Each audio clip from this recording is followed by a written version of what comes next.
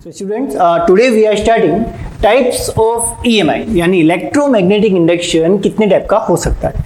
तो हमने फॉर्मूला पढ़ा था फाई का, phi is equal to B A cos theta and EMF हम कैलकुलेट करते हैं by using d phi by dt।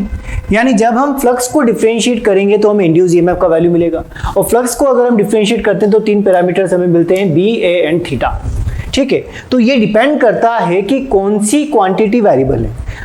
Particular quantity के वेरिएबल होने से एक पर्टिकुलर टाइप का ईएमआई जनरेट होता है जिसको हम यहाँ पे स्पेसिफाई कर रहे हैं। जैसे अगर हम फर्स्ट एग्जांपल की बात करें तो फर्स्ट एग्जांपल में आपको दिया गया है डायनेमिक ईएमआई और मोशनल ईएमआई। तो मोशनल ईएमआई में बी एंड थीटा क्या रहते हैं, कांस्टेंट रहते हैं।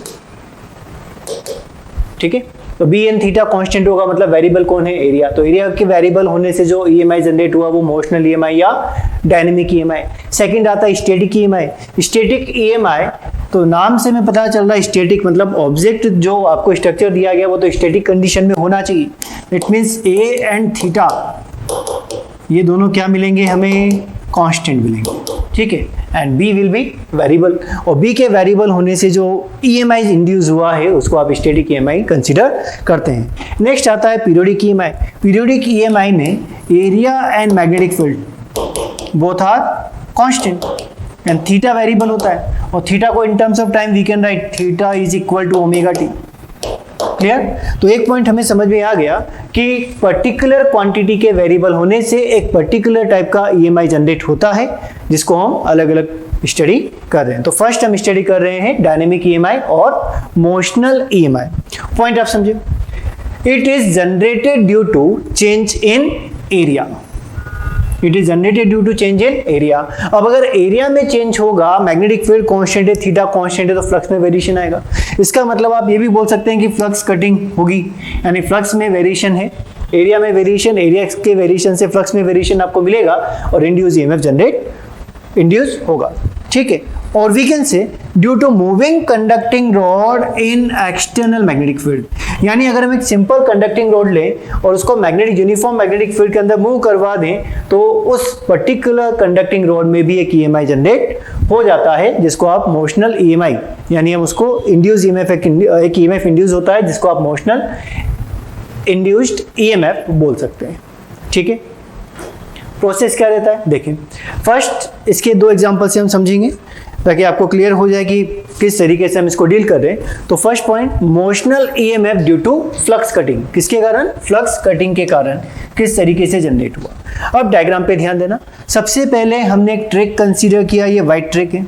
ठीक है, और इसके ऊपर एक कंडक्टिंग रॉड आपने रखा है जो लेफ्ट साइड में कांस्टेंट वेलोसिटी v से मूव कर रहा है। ठीक है, initial t is equal to 0 पे यहाँ का सेपरेशन कितना दिया गया है, x दिया गया है और विड्थ यानी जो लेंथ ऑफ कंडक्टिंग रॉड रहेगा उसका वैल्यू है l। मैग्नेटिक फील्ड सभी जगह पर अवेलेबल है जिसका मैग्नीट्यूड है b एंड डायरेक्शन है इनवर्ट यानी -k। क्लियर? ये पॉइंट समझ में आ गए जो हमने बोला अभी कि conducting rod moving towards left with constant velocity b in a uniform magnetic field b। Okay, और v का जो डायरेक्शन है वो -k है। क्लियर? अब अगर इसी टाइम पर, इसी पर्टिकुलर टाइम पे आपसे पूछा गया कि फ्लक्स कितना है, यानी flux associated with loop P Q R S, क्या उसका वैल्यू बता सकते हैं? ध्यान से देखें। Flux associated with loop P Q R S। अब फ्लक्स हम कैसे सॉल्व करते हैं? फ्लक्स सॉल्व करते हैं बी डॉट ए से। ठीक है, यानी मैग्नेटिक फील्ड और एरिया के मल्टीप्लिकेशन से हमें क्या मिल जाएगा, फ्लक्स मिल जाएगा। क्लियर? सो मैग्नेटिक फील्ड कितना अवेलेबल है, बी, और एरिया कितना है देखो यहाँ पर एक रेक्टेंगल फॉर्म हो रहा है इसी पर्टिकुलर इंस्टेंट पर जिसका लेंथ है एल और विड्थ है एक्स। तो यहाँ पे लिखा जा सकता है बी एल एक्स। क्लियर? तो हमें फ्लक्स मिल गया। नेक्स्ट, अगर आपसे पूछा गया कि इंड्यूस ईएमएफ किस तरीके से सोल्व किया जाए तो फ्लक्स को डिफरेंशिएट करने से हमें इंड्यूस ईएमएफ मिल जाता है, E is equal to minus d phi by d t. ठीक, तो फ्लक्स का मैग्नीट्यूड हमें मिल गया बी एल एक्स, इसमें कोई डाउट? ठीक, पॉइंट समझे जो हमने बोला वो यहाँ पे लिखा है, देखो ध्यान से। Consider a straight conducting straight conductor PQ moving in uniform magnetic field B with constant velocity V towards left, assume that there is no energy loss due to friction. यानी हमने जो सरफेस कंसीडर किया वो friction less है, and PQRS form a close loop. PQRS ने close loop form कर दिया और ये डिटेल सारी आपको डायग्राम के अंदर दी गई है. ठीक है, तो हमने फ्लक्स का मैग्नीट्यूड कैलकुलेट कर लिया. Magnitude is BLX. Clear. Now x is changing with time. जैसे जो डायग्राम आपको दिया गया वो t=0 का डायग्राम है कि इनिशियली ये x डिस्टेंस पर है. ठीक है, अब क्या होगा, अब इंड्यूस ईएमएफ हमें कैलकुलेट करना है. तो जो रॉड था वो लेफ्ट साइड में मूव करना स्टार्ट करेगा.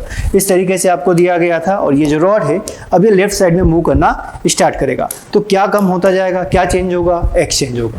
ठीक है, और x चेंज होगा तो वेलोसिटी आ जाएगी. t=0 पे आपको कंडीशन गिवन है. So induced EMF we can calculate by using -d∅dt. Clear. And value of phi is BLX. Clear. So EMF will be, यहां से समझिए, b constant, length constant, and here we can write -dx by dt. and -dx by dt ये displacement upon time किसको, distance upon time, ये किसको represent करेगा. So -dx by dt is equal to speed of conductor.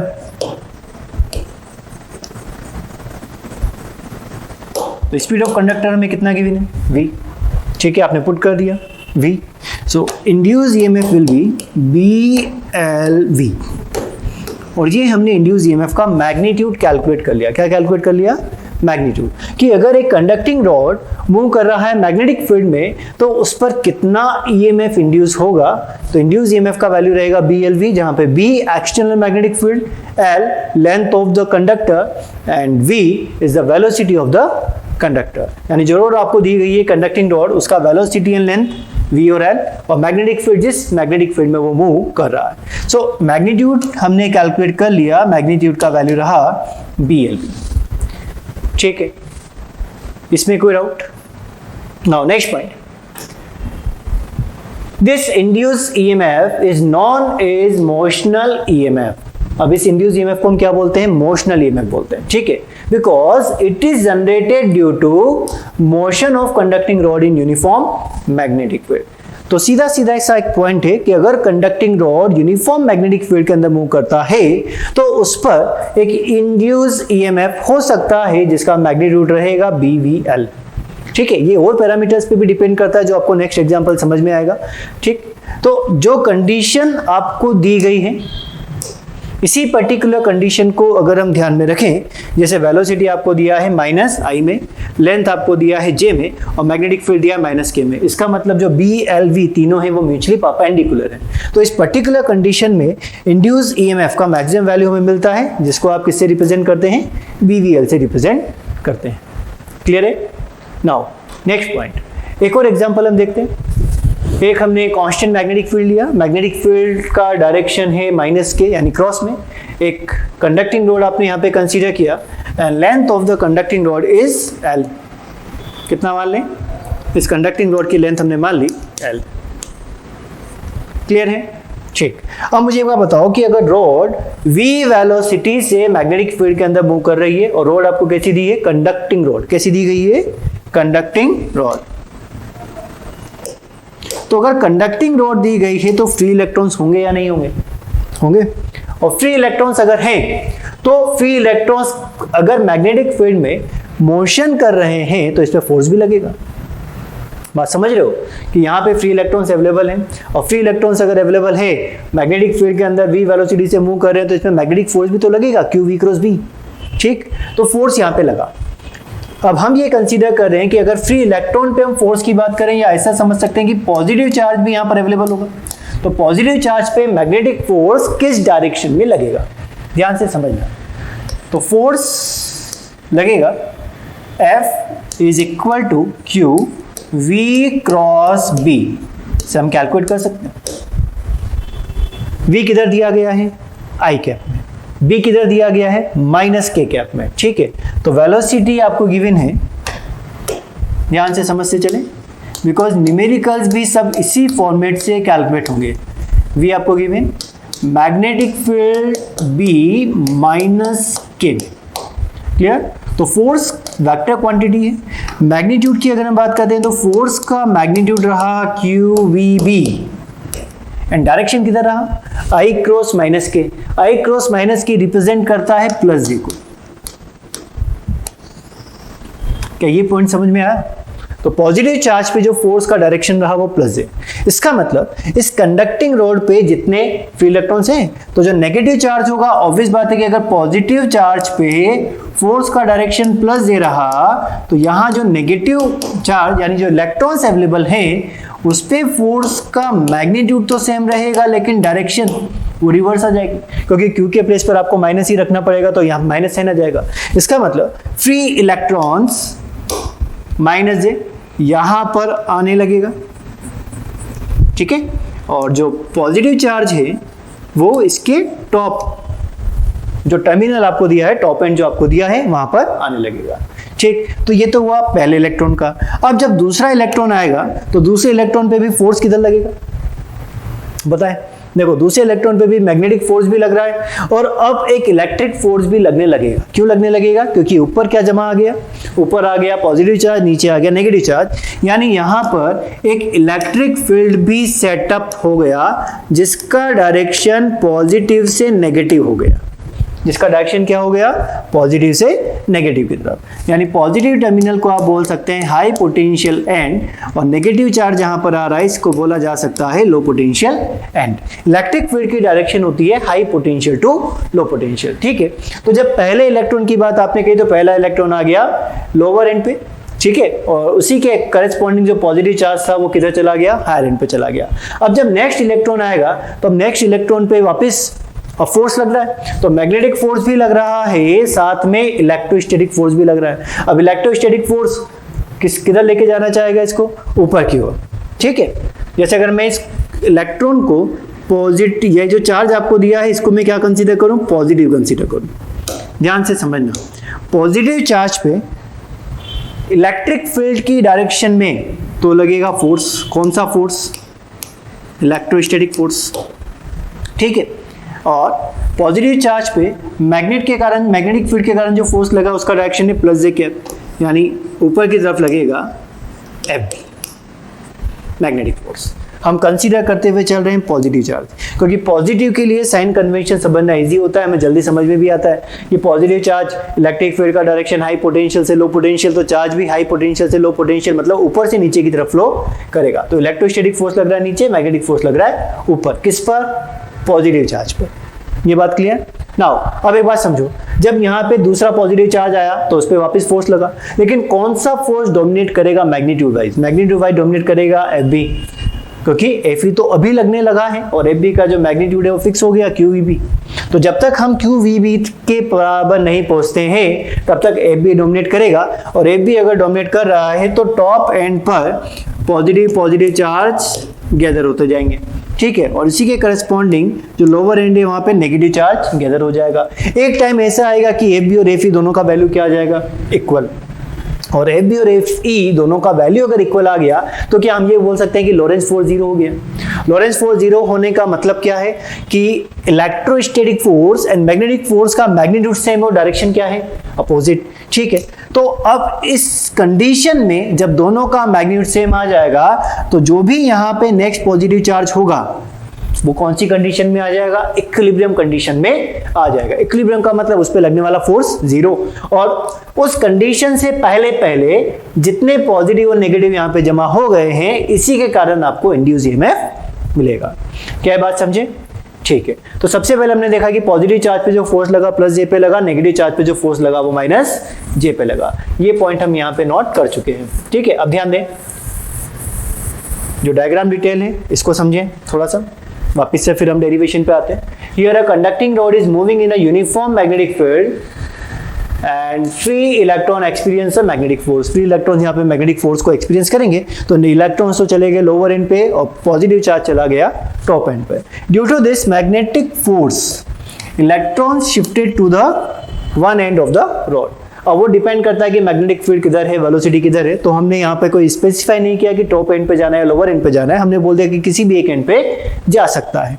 ठीक है, now remaining electron, जो आने वाले दूसरे इलेक्ट्रॉन हैं, वो एक्सपीरियंस करेंगे both electric force and magnetic force, and after some time both forces becomes equal and electron will be in equilibrium।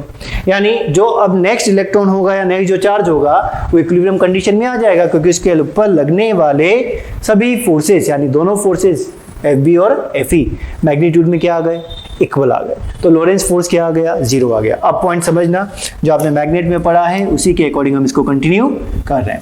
तो आपने बोला कि लॉरेंस फोर्स 0,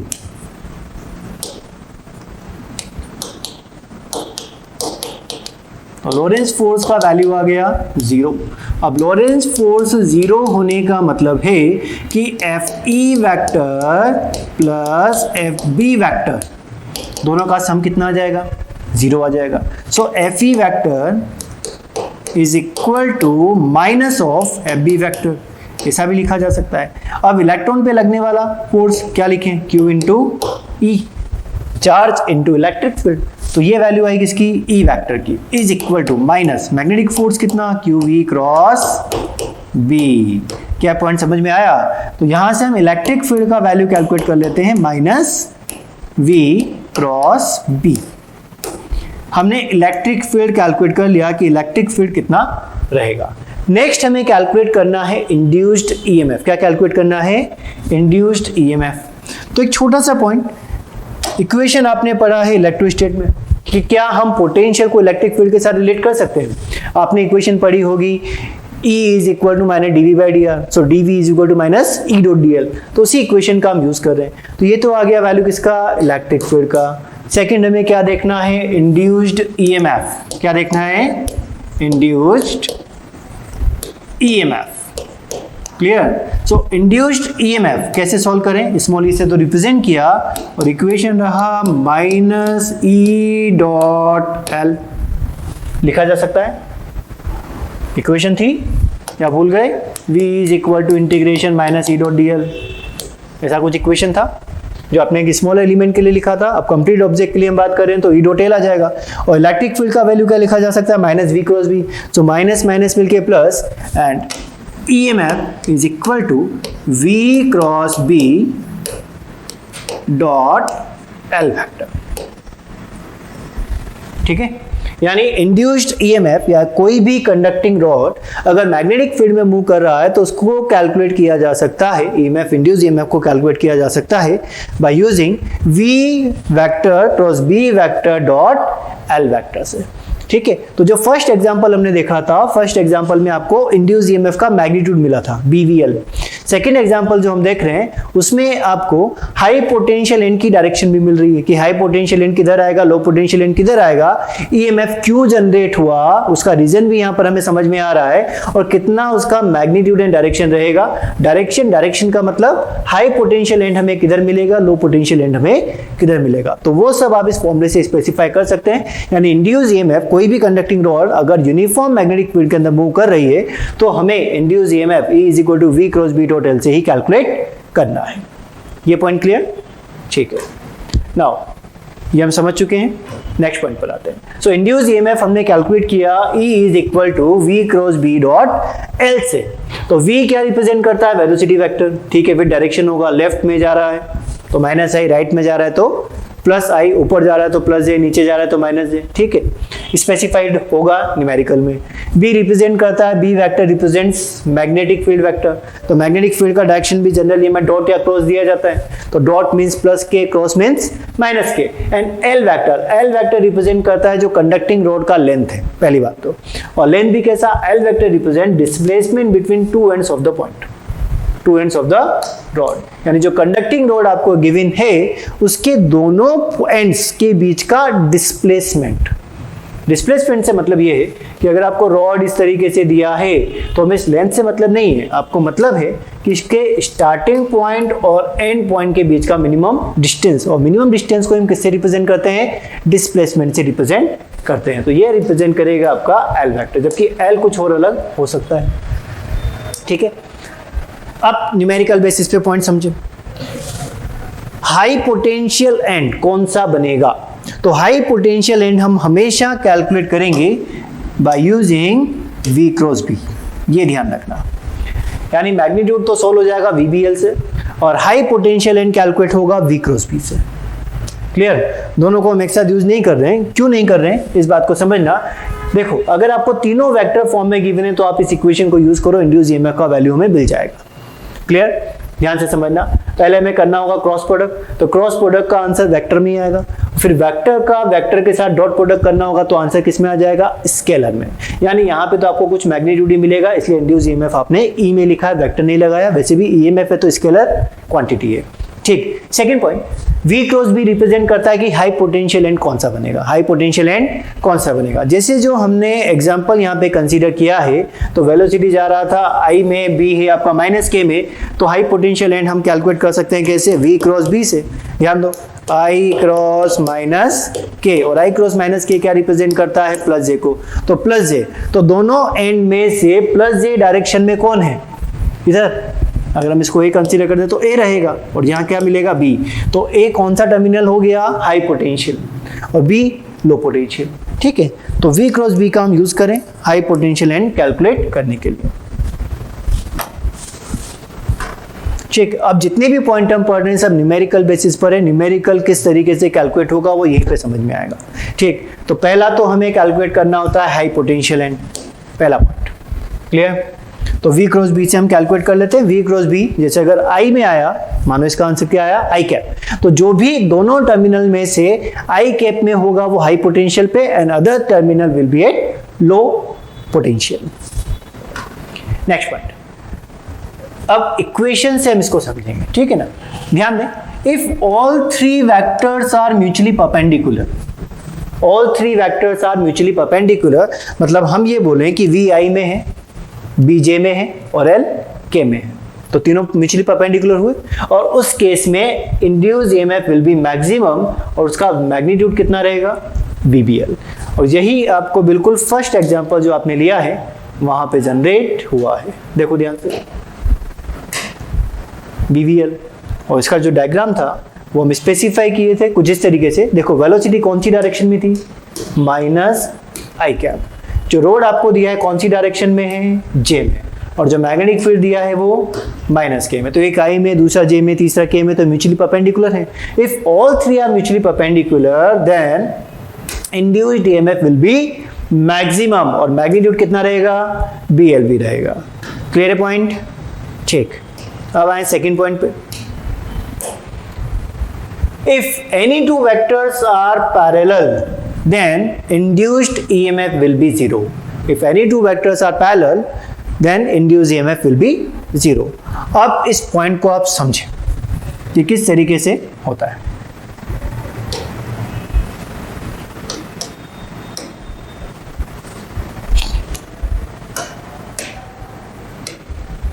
ध्यान देना, इंड्यूस्ड EMF हमने लिखा V cross B dot L vector, और हमने कंसीडर किया समझना ध्यान से, हमने कंसीडर किया कि वेलोसिटी I में है, मैग्नेटिक फील्ड J में है, एंड जो लेंथ है वो K में है।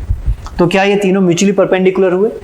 I में, J में और K में। तो I क्रॉस J करोगे तो आंसर क्या मिलेगा? K, और K डॉट K करेंगे तो आंसर क्या मिलेगा? 1। इसका मतलब यहाँ पर इंड्यूस ईएमएफ मैक्सिमम रहेगा, जिसका वैल्यू मिलेगा आपको VBL।